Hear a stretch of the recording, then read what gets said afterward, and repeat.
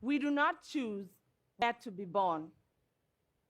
We do not choose who our parents are, but we do choose how we are going to live our lives. I did not choose to be born in South Sudan, a country rife with conflict. Gunshots were the order of the day. My mother dug a trench that soon became our home.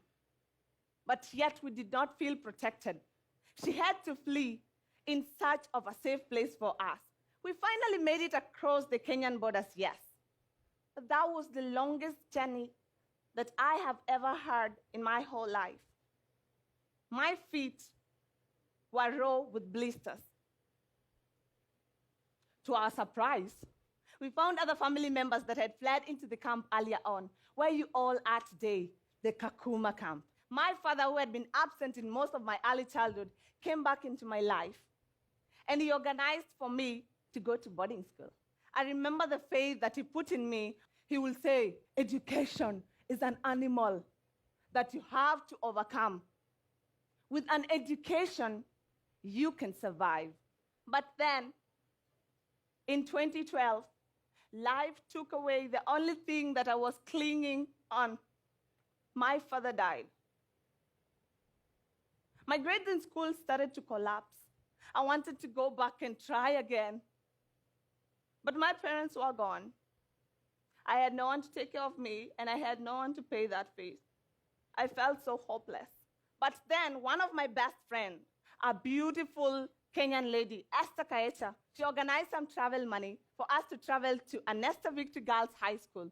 When we entered the principal's office, he was asking, "What do you want?" And we looked at him with a cat face. "Just want to go back to school."